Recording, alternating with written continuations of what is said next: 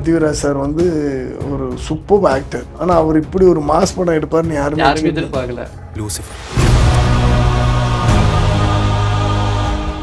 ஏன்னா பாட்டுக்கும் இப்போ சொல்கிற பட்ஜெட்டுக்கும் சம்மந்தம் இல்லாத ஒரு பெரிய பட்ஜெட்.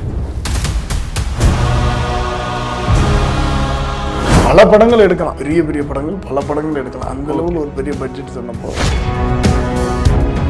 என்னைக்கு ஜில்லாவில் பார்த்தனோ என்ன ஸ்பீடில் இருந்தாரோ ஃபைட்னாச்சுன்னா ஒரு துள்ளல், ஒரு குதியல், ஒரு சின்ன பையன் மாதிரி ஒரு எந்திரிச்சு நிற்கிறா, அதே துள்ளல் தான் இன்னைக்கு வரைக்கும் இருக்குது அவர்கிட்ட. பிருத்திவிராஜ் சாருக்கு வந்து ஒரு கான்ஃபிடென்ட் இருக்குது. சார் அந்த கான்ஃபிடென்ட்டுக்கு ஒரு விஷயம் நான் சொல்லி ஆகணும். என்னன்னா அரெஸ்ட் பண்ணி ஜானி விஜய் சார் கூட்டு போகும்போது இப்படி சுத்தி அடிச்சு அவரோட காலில் வைப்பார். அந்த ஷார்ட் எக்ஸிகியூஷன் உங்களுக்கு எப்படி இருந்துச்சு? ஒரு பெரிய சூப்பர் ஹீரோ வந்து இன்னொரு ஹீரோவுக்கு இவ்வளோ பெரிய மாசீன் எடுக்கிறாரு அப்படின்னு அவ்வளோ பெரிய மாசீன் பண்றப்போ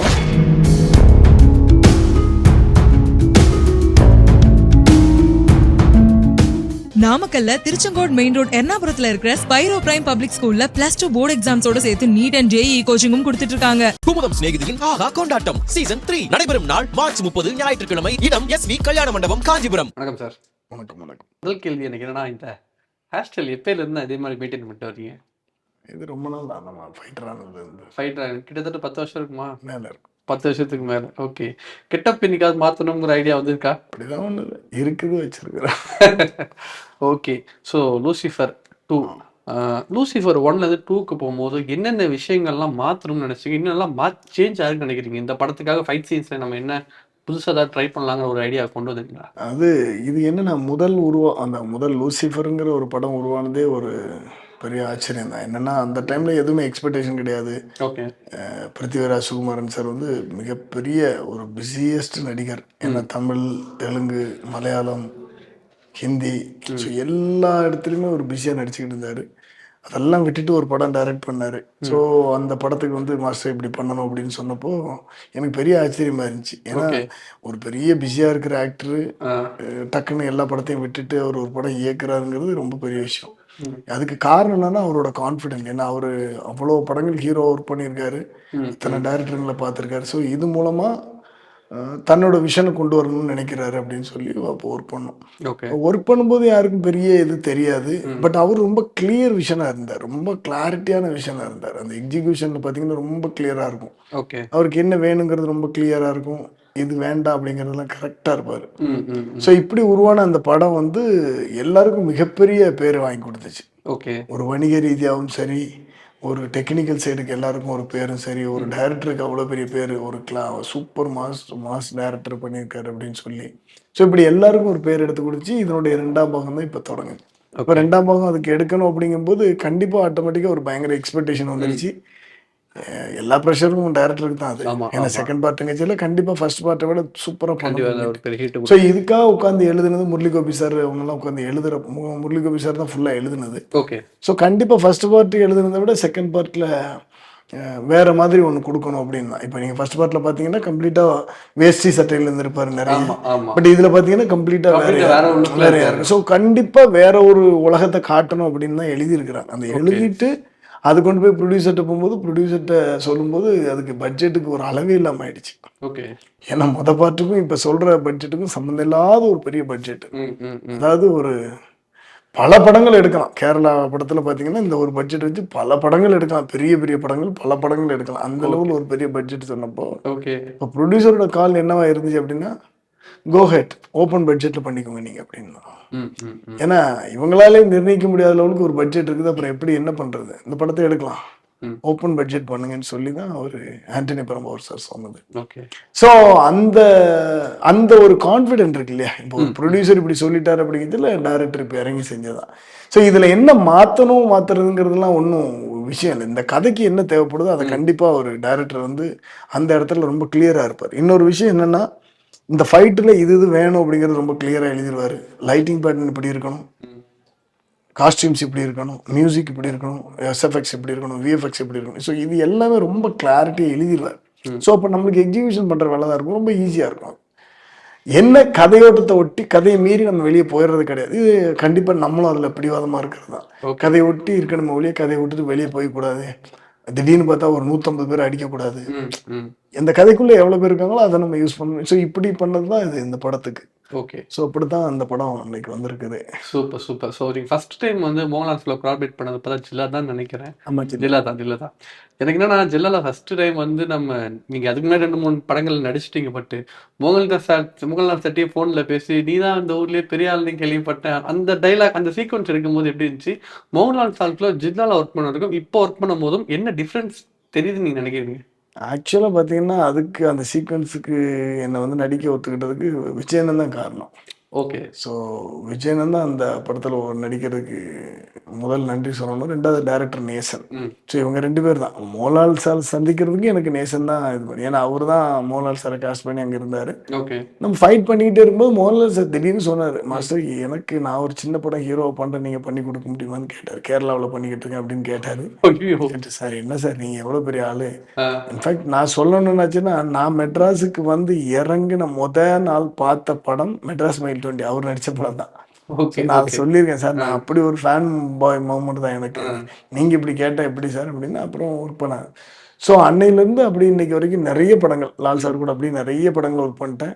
ஓகே. அவரும் நிறைய ட்ரஸ்ட் பண்ணுவார். ஓகே செல்வா மாஸ்டர் வந்தால் கம்ஃபர்டபுளாக பண்ணுவார் அப்படின்னு ஒரு ட்ரஸ்ட்டு இன்னைக்கு வரைக்கும் பண்ணிட்டேன். என்னைக்கு ஜில்லாவில் பார்த்தனோ, என்ன ஸ்பீடில் இருந்தாரோ, ஃபைட்னாச்சுன்னா ஒரு துள்ளல், ஒரு குதியல், ஒரு சின்ன பையன் மாதிரி ஒரு எந்திரிச்சு நிற்கிறா, அதே துள்ளல் தான் இன்னைக்கு வரைக்கும் இருக்குது அவர்கிட்ட. ஓகே. ஃபைட்டுக்குன்னா எந்த குறைபாடும் இல்லாமல் ஓகே. அதே மாதிரி எந்த கேரக்டர் கொடுத்தாலும் அது கூட அப்படி மெர்ஜ் ஆகிறது, எந்த காஸ்டியூம் போட்டாலும் அது கூட மெர்ஜ் ஆகிறது. இப்போ நீங்கள் இமேஜினே பண்ண முடியாத லெவல் ஒரு சேஞ்ச். கண்டிப்பா, கண்டிப்பா. லூசிஃபர் 1க்கும் 2க்கும் டீசர் பார்க்கும்போது அவ்வளவு டிஃபரன்ஸ் இருக்கு. அந்த அந்த மாதிரி தான் அவர் எப்பவுமே இன்னைக்கு வரைக்கும் அது அப்படித்தான் இருக்கு. ஓகே. லூசிஃபர் படத்துல வந்து ஒரு ஃபைட் சீன் வந்து பார்த்தீங்கன்னா ஒரு ஒரு ஷாட் தான் அவ்வளோ மாசா இருக்கும். அவர் அரெஸ்ட் பண்ணி ஜானி விஜய் சார் கூட்டு போகும்போது இப்படி சுத்தி அடிச்சு அவரோட காலில் வைப்பார். அந்த ஷார்ட் எக்ஸிகியூஷன் உங்களுக்கு எப்படி இருந்துச்சு பார்க்க? இல்ல அந்த ஷாட் எடுக்கிறப்ப நான் இல்லவே இல்லை. நீங்க இல்ல. அது டைரக்டர் தான் எடுத்தது. நான் நிறைய இடத்துல சொல்லிக்கிறேன். அந்த அவ்வளோ பெரிய மாசின் பண்றப்போ ஓகே. அது டைரக்டர் தான் பண்ணது. நான் சொல்றேன் பிருத்திவிராஜ் சாரோட பிருத்திவிராஜ் சார் தான் அது பண்ணது. நான் இல்லவே இல்லை அந்த ஷூட்டிங் ஸ்பாட்ல இல்லை. ஓகே. நான் வந்து அங்க வேற விஷயமா பேச போயிருந்தேன், லொகேஷன் பார்க்க போயிருந்தேன். இந்த மாதிரி ஒரு சீன் எடுத்திருக்கேன் பாருங்க மாஸ்டர்னு காட்டினார். அப்பதான் எடுத்திருந்தார். நான் சாயங்காலம் 4 மணிக்கு ரீச் ஆயிருக்கேன், அவர் காலைல எடுத்திருக்காரு. எனக்கு காத்தா சூப்பரா இருக்கு சார் அப்படின்னு. எதுக்கு சொல்றேன்னா சார், அவருக்கு ஒரு கான்ஃபிடென்ட் இருக்கு. பிருத்திவிராஜ் சாருக்கு வந்து ஒரு கான்ஃபிடென்ட் இருக்கு சார். சப்போஸ் நம்ம அதான் அந்த கான்ஃபிடென்ட்டுக்கு ஒரு விஷயம் நான் சொல்லி ஆகணும். என்னன்னா லூசிஃபர் ஃபர்ஸ்ட் பார்ட் பண்றப்போ இந்த ஹோல் க்ரூஸ் வந்து ரஷ்யாவில் போய் ஷூட் பண்ணணும். ஓகேங்களா, ரஷ்யாவில் போய் ஷூட் பண்ணணும். எல்லாருக்கும் பாஸ்போர்ட்லாம் போட்டு அனுப்பிச்சு எல்லாத்துக்கும் டிக்கெட்லாம் போட்டாச்சு. ஓகே. திடீர்னு பார்த்தா கேமராமேனுக்கு வந்து விசா ரிஜெக்ட் ஆயிடுச்சு. ஓகே. எல்லாருக்கும் போட்டு டிக்கெட்டு ஹோட்டல் கிட்டல் எல்லாம் போட்டாச்சு, கேமராமேனுக்கு விசா ரிஜெக்ட். எக்ஸ்பெக்ட் பண்ணவே இல்லை. இப்போ இன்னொரு புது கேமராமேனுக்கு விசா போட்டு போனதுதான் அங்கே டேட் எல்லாம் முடிஞ்சு போயிடும். இதெல்லாம் பண்ண முடியாது, என்ன பண்ணுறதுன்னு தெரியல. இப்போ டைரக்டர் எடுத்த ஒரே முடிவு, உங்கள் அசிஸ்டன்ட் அனுப்பிச்சி விடுங்க, நான் பார்த்துக்கிறேன். இப்போ ஒரு நாள் உட்காந்து ஃபுல்லாக படிக்கிறார். இந்த கேமராவுக்கு எக்ஸ்போசர் என்ன வைக்கணும், என்ன ஃபில்டர் போடணும், என்ன எஃபிஎஸ் வைக்கணும், என்ன ஷட்டர் வைக்கணும், என்ன இது பண்ணணும்னு டெக்னிக்கல் ஃபுல்லாக உட்காந்து படிச்சுக்கிட்டு இருக்காரு. பிருத்திவிராஜ் சார் உட்காந்து படிச்சுக்கிட்டு இருக்காரு. என்ன சார் கேட்ட, வேற என்ன பண்ணணும் மாஸ்டர், அவருக்கு இந்த மாதிரி ஆயிடுச்சு, ஸோ அதை ஹேண்டில் பண்ண முடியல. ஸோ ஒரு வேலை வந்து இன்னொருத்தங்களால் வர முடியாத சுச்சுவேஷன், நடக்க முடியாத சுச்சுவேஷன் வந்து அதை நம்ம எப்படி ஹேண்டில் பண்ணுங்கிறதுக்கு அவர் தயாராகிக்கிறார். ஓகே. ஸோ இந்த மாதிரி தான் அந்த சுச்சுவேஷன். இப்போ ஆக்ஷன் டைரக்டர் இல்லைன்னா என்ன பண்ணணும், ஓகே எடுத்துடலாம், நம்ம இப்படி எடுக்கலாம் அப்படின்னு எடுத்ததான். ஓகே. நான் அந்த கிரெடிட் ஃபுல்லாவே எல்லா இடத்துலயும் நிறைய இடத்துல சொல்லி அவர் தான் பண்ணது. ஓகே. சோ அது மாதிரி ஏதாவது லூசிஃபர் 2ல நான் எதிர்பார்க்கலாமா? அதை விட ஜாஸ்தி தான் பார்க்கலாம். அந்த மாதிரி சீக்வென்ஸ் எல்லாம் இருக்குது, சீக்வென்சஸ் இருக்குது. ஓகே. ஸோ கண்டிப்பா நிறைய இருக்கும் அது. Super master. ஸ்டண்ட் மாஸ்டரா இவ்வளவு விஷயங்கள் பண்ணீங்க, திடீர்னு வந்து ஒரு டைரக்டர் அவதாரம் நிறுத்திங்க நம்ம சமுத்திரகனி சாரை வச்சு. ஸ்டண்ட் மாஸ்டர் டைரக்டர் ஆனா ஒரு ஸ்டண்டான ஒரு ஃபைட்டான படங்கள் எடுக்கிற மத்தியில அந்த மாதிரி ஒரு அப்பாவுக்கும் பொண்ணுக்குள்ள பாசமுள்ள ஒரு கதை எடுக்கிறதுக்கான ஐடியா எங்க இருந்துச்சு? இல்ல அது அந்த படத்துல நம்ம போட்டிருக்கோம். ஒரு ஷார்ட் ஃபிலிம்ல இருந்து வந்த ஐடியா தாங்க, ஒரு சின்ன ஷார்ட் ஃபிலிம். ஏன்னா அந்த டைம்ல வந்து ஒரு பெரிய காமெடி ஸ்கிரிப்ட் எழுதியிருந்தோம். அதுல வந்துட்டு ஒரு 30-32 ஆக்டர்ஸ் கேரக்டர் இருந்துச்சு. ஸோ அந்த டைமில் ஆக்டர்ஸ் எல்லாம் கூப்பிட முடியாது, ஒரு சின்ன ஃபிலிமாக ஒன்று யோசிக்கலான்னு சொன்னப்போ ஒரு ஷார்ட் ஃபிலிம் பார்த்து ஷார்ட் ஃபிலிம் வந்து இன்ஸ்பயர் ஆனது. அதுலேயே நம்ம பேர் போட்டிருப்போம், ஷார்ட் ஃபிலிமோட பேர் எல்லாமே போட்டு வந்தது தான் அது. அந்த மாதிரி ஆமாம். என்னன்னா சன்வாஜ் இப்போ அடுத்த படங்கள் வந்து இப்போ பாருங்க, இவர் பிருத்திவிராஜ் சார் வந்து ஒரு சூப்பர் ஆக்டர் கண்டிப்பாக. ஆனால் அவர் இப்படி ஒரு மாஸ் படம் எடுப்பார்னு யாருமே எதிர்பார்க்கல. ஸோ அந்த மாதிரி தான் இந்த படத்துலன்னு எடுத்துக்கிட்டிங்கன்னா இந்த படத்தில் பண்ணியிருக்கிற அத்தனை விஷயம் அவ்வளோ பெரிய மாசு. அவர் எப்படி இவ்வளோ பெருசாக இன்னொன்று இன்ஃபேக்ட் நான் அவருக்கு சொல்லணும்னா அதை தான் சொன்னேன். ஒரு பெரிய சூப்பர் ஹீரோ வந்து இன்னொரு ஹீரோவுக்கு இவ்வளோ பெரிய மாசின்னு எடுக்கிறாரு அப்படின்னு. ஓகே. ஏன்னா அப்படி யாரும் எடுக்க மாட்டாங்க அவ்வளோ சீக்கிரத்தில். ஆனால் ஒரு பெரிய ஹீரோவாக இருந்துட்டு இன்னொரு ஹீரோவை எப்படி இப்படி எடுக்க முடியும் அப்படிங்கிறது தான். ஓகே. ஸோ அந்த மாதிரி தான் நம்ம சொல்றோம். நம்ம ஃபைட் மாஸ்டர்னா ஃபைட் மாஸ்டர் தொழில் தானே. கண்டிப்பா. புரியுதுங்களா உங்களுக்கு? ஸோ அடுத்த லெவல் நம்ம ஒன்று பண்ணோம்னா என்ன பண்ணலாம், அடுத்தாப்புல பண்ணும்போது ஃபைட் மாஸ்டர் படம் பண்ணலாம். ஃபைட் மாஸ்டர் ஒரு ஃபைட்டாக படம் பண்ணணும் அப்படின்ட்டு. ஆனா அவர் அதே மாதிரி ப்ரோடாடி மாதிரியான ஒரு காமிக்கல் படம் பண்ணாரு. மோகன்லால் Correct. வேற 2 வேரியேஷன் ஆஃப் படங்கள் கொடுத்தாரு. Correct. பட் நீங்க இந்த படம் பண்ணதுக்கு அப்புறம் ஓகே நம்ம அடுத்த படம் டைரக்ஷனா இந்த மாதிரி ஏதாவது ஜானர் சூஸ் பண்ணி வச்சிருக்கீங்களா? கண்டிப்பா ஒரு பெரிய ஆக்ஷன் படமா ஒன்று பிளான். ஆக்ஷன் படம். ஆமா ஆக்ஷன் படமா. ஓகே. அது என்ன ஒரு கமர்ஷியல் ஆக்ஷன் படமா இருக்குமா இல்ல ஒரு ராவான ஒரு ரத்தம் ஆக்ஷன் தெரிக்கிற படமா இருக்கும். அது கமர்ஷியலா இல்லையாங்கிறது அப்புறம் தெரிய போகுது. வந்து ஓடிச்சுன்னா கமர்ஷியல் படம், ஓடலைன்னா ராவான படம்னு சொல்லிக்க வேண்டியது. ஓகே.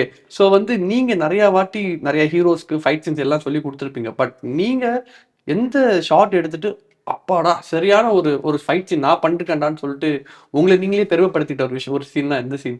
இல்ல நம்ம இப்ப சொல்லி கொடுத்துட்டு வந்து அதை அவங்க கரெக்டா பண்ணும்போது முதல்ல ஜம்ப் பண்ற ஆள் நானா தான் இருப்பேன் ஷூட்டிங் ஸ்பாட். ஓ அந்த மாதிரி. ஆமா முதல் எக்ஸைட் ஆகுறது நானா தான் இருப்பேன். பா கிடைச்சிச்சுடா அப்படின்னு சொல்லிட்டு. என்னன்னா இப்போ ஒரு நல்ல ஆக்டர்ஸ் கிடைக்கிறப்போ டைரக்ஷனுக்கு வேலையே இருக்காது. டைரக்ஷன் சொல்றது நான் ஆக்ஷன் டைரக்ஷன் தான் சொல்றேன். ஓகே. அது டைரக்டருக்கும் பொருந்தும். ஒரு நல்ல ஆக்டர் கிடைச்சிட்டாங்கன்னா நம்மளுக்கு அப்படி உட்காந்துட்டே வேலை செஞ்சுக்கிட்டு இருக்கலாம். இல்லைன்னா தான் நம்ம ஓடி போய் அவ சொல்லணும் இதை சொல்லணும். இப்படி புரிதலோடு இருக்கிற ஒரு ஆக்டர்ஸ் கிடைச்சிட்டாங்கன்னா சூப்பர். இப்போ வந்து நிறைய பேர் வந்து நிறைய புரிதல்களோடு இருக்காங்க. நிறைய வீடியோஸ் பார்க்குறாங்க, நிறைய ஃபிலிம் பார்க்குறாங்க, நிறைய ரீல்ஸ் பார்க்குறாங்க. ஸோ ஒரு நிறைய புரிதலோடு வர்றாங்க. இப்போல்லாம் நிறைய சந்தோஷங்கள் இருக்கு ஓகே ஷூட்டிங் ஸ்பாட்டில். ஓகே. ஸோ உங்களுக்கு நீங்கள் வந்து உங்கள் ஃபைட் மாஸ்டர் குருவாக நினைக்கிற நான் சின்ன வயசுல பார்த்து இன்ஸ்பயர் ஆன ஒரு ஃபைட் மாஸ்டர்னா யார்? எனக்கு ரொம்ப பிடிச்சது பஸ்டர் கேட்டன், Jackie Chan sir. Jackie Chan sir. Oh okay. அங்கேருந்து அந்த மாதிரி தமிழ்ல நம்ம தமிழ்ல அந்த மாதிரி சின்ன வயசுல எம்ஜிஆர் சார். எம்ஜிஆர் சார். ஆமா அவரோட ஃபைட் சீன்ஸ் சார் ரொம்ப பிடிக்கும். ஓகே. இப்போ ஏதாவது வேற ஒரு படங்கள் பார்த்துட்டு ஓகே இந்த ஃபைட் கோரியோகிராஃபி ரொம்ப நல்லா இருக்குன்னு சொல்லி அவங்களை கூட்டு பாராட்டின விஷயம் நடந்துருக்கு மற்ற மாஸ்டர் சார்? நிறைய பேருக்கு ஃபோன் பண்ணி சொல்லியிருக்கேன். கோலிசோட படம் பண்ண சுந்தர் மாஸ்டருக்குலாம் நிறைய ஃபோன் பண்ணி நிறைய பேருக்கு எனக்கு படம் பார்த்து ஃபைட் நல்லா இருந்துச்சுன்னா. இப்போ யாத்திசைன்னு ஒரு படம் பார்த்தேன். ஆமா அது நல்லா இருந்துச்சு கோரியோகிராஃபி. நான் எல்லாருக்குமே ஃபோன் பண்ணி சொல்லுவேன் எப்பவுமே. காஸ்டியூம் சூப்பராக இருந்துச்சு. காஸ்டியூம் டிசைனருக்கு ஃபோன் பண்ணி சொல்லுவேன், கேமராமேனுக்கு ஃபோன் பண்ணி சொல்லுவேன் உங்கள் ஒர்க்கு சூப்பராக இருந்துச்சு பிரதர் இதில் பார்த்தேன் அப்படின்னு சொல்லி. இந்த மாதிரி எது நல்லா இருந்தாலும் ஃபோன் பண்ணி சொல்லிடுறது. Okay okay super master. Thank you so much. இந்த படம் வந்து மிகப்பெரிய ஒரு வெற்றி படமா வந்து ஆமா தமிழ் மட்டும் இல்லாம மலையாளத்துல எல்லா லாங்குவேஜ்லயும் வந்து பேன் இந்தியா படமா ரிலீஸ் ஆகுது. கரெக்ட். ஒரு பெரிய ஹிட் படமா மாறும். ஸோ நீங்களும் அடுத்தடுத்து மலையாளத்தில் நிறைய படங்கள் தொடர்ந்து நீங்களும் அங்கேயும் பண்ணுங்க. அதாவது என்னன்னாச்சுன்னா இந்த படம் வந்து எல்லாரும் எல்லா படத்துக்கும் ஒர்க் பண்ணுறது தான் சார். எல்லா படத்துக்கும் எல்லாரும் நாங்கள் இது பண்ணி ஒர்க் பண்ணோம் அது பண்ணி ஒர்க் பண்ணோம்னு சொல்கிறது தான். பட் என்ன அப்படின்னாச்சுன்னா ஒவ்வொரு படத்துக்கும் ஒவ்வொரு ஸ்பெஷாலிட்டி இருக்கும். இந்த படத்துக்கு என்னென்னா ஒரு பெரிய இவ்வளோ பெரிய ஒரு மலையாள படம் அப்படின்னு இல்லாமல் இது உலக லெவலுக்கு கொண்டு போகணும் அப்படின்னு ஒரு முயற்சி எடுத்திருக்காங்க. ஒரு ப்ரொடியூசரும் சரி, ஒரு டைரக்டரும் சரி, அதில் நடித்த ஆக்டர்ஸும் சரி, ஒர்க் பண்ண டெக்னீஷியனும் சரி, அவங்கெல்லாம் எடுத்திருக்கிற ஒரே முயற்சி என்னென்னா ஒரு பெரிய பட்ஜெட்டை செலவு பண்ணி நம்ம ஒரு படத்தை கொண்டு போவோம், இந்த படத்தை கொண்டு போவோம் ஓகே அப்படின்னு ஒரு முயற்சி பண்ணியிருக்காங்க. ஸோ என்னன்னாச்சுன்னா அந்த முயற்சிக்கு நம்ம கண்டிப்பாக கூட சப்போர்ட் பண்ணணுங்கிறது என்னோட ஆசை. ஸோ எல்லாரும் கண்டிப்பாக தேட்டரில் பாருங்கள், உங்களுக்கு இது முழு திருப்தி கொடுக்கும். கண்டிப்பாக நீங்கள் எப்படி லூசிஃபரை என்ஜாய் பண்ணீங்களோ அந்த மாதிரி இந்த படத்தையும் என்ஜாய் பண்ணுவீங்க கண்டிப்பாக. ஆனால் தேட்டரில் பண்ணுங்கள், அதுதான் நம்ம அவங்களுக்கு கொடுக்குற ஒரு மதிப்பு மரியாதையுமா இருக்கும்னு நான் நம்புகிறேன். கண்டிப்பாக. Thank you so thank you sir. Thank you so much. நாமக்கல்ல திருச்செங்கோடு மெயின் ரோட் எர்ணாபுரத்துல இருக்கிற ஸ்பைரோ பிரைம் பப்ளிக் ஸ்கூல்ல +2 போர்டு எக்ஸாம்ஸோட சேர்த்து நீட் அண்ட் JEE கோச்சிங்கும் கொடுத்துட்டு இருக்காங்க. குமுதா மற்றும் தமிழ்நாடு மின்சார வாரியம் இணைந்து வழங்கும் சிக்கனமும் பாதுகாப்பும் யூஸ்ஃபுல் டிப்ஸ், மின் நுகர்வோர் சேவை மையம், மின் கட்டணம் தொடர்பான சந்தேகங்கள், இலவச மின் இணைப்பு குறித்த தகவல்கள், பழுதடைந்த மின் கம்பங்கள் அல்லது பில்லர் பாக்ஸ் குறித்த தகவல் தர, மின் இணைப்பு பெயர் மாற்றம் குறித்த சந்தேகம், இவை அனைத்திற்கும் 9497 9497 என்ற எண்ணை தொடர்பு கொள்ளவும்.